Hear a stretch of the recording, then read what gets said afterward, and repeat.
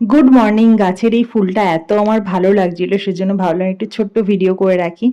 তো এই ফুলটার নাম কি তোমরা জানো? আমি কিন্তু জানি না, তবে এর পাতাগুলো অনেকটা সেই গাঁদা ফুলের পাতার মতন, আর পাপড়িগুলো ভীষণই পাতলা, অল্প ছোঁয়াতেই ঝরে যায়। তো যাই হোক, আমি যে কাজটা শুরু করেছিলাম সেটার আজকে দ্বিতীয় দিন, সেজন্য সকাল সকাল আজকে রান্না হয়েছিল খিচুড়ি, আর সাথে একটা মিষ্টি খেয়ে আমি আবার নতুন করে কাজে লেগে পড়েছি। আজকে হলো, কালকে আমি মানে একটা কোট লাগিয়েছি, আর আরেক আজকে আবার একটা ডবল কোট লাগাবো, সেজন্য বসে পড়েছি, আর ভীষণই গরম পড়েছে। তো যাই হোক, আজকে আমি তোমাদের সাথে কিছু কথা শেয়ার করছি। সেটা হলো, কিছু মানুষ আছে জানো তো, মানুষের পরিশ্রমের মূল্য দিতে জানে না, বা হয়তো পারে না, জানি না কোনটা সে করে। বাট যাই হোক, আমার মনে হয় ছোটোখাটো যাই কাজ হোক সেটাকে অ্যাপ্রিসিয়েট করলে যে সেই কাজটা করছে সে আরেকটু বেশি মোটিভেট হয়। তো যাই হোক, আর আমার না এইসব টুকটাক কাজ করতে বেশ ভালোই লাগে, এই ঘরের কিছু জিনিস করা, সিংহাসন রং করা বা যাই হোক।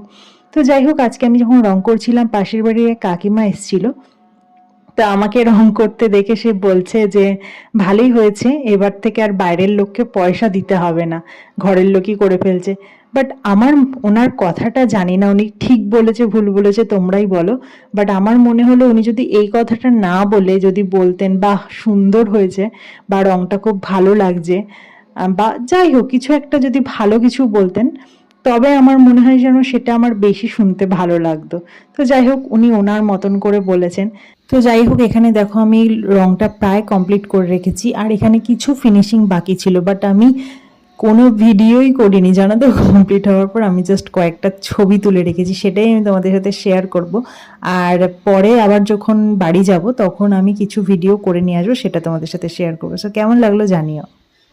আর এটা হলো কমপ্লিট হওয়ার পর ফাইনাল লুক।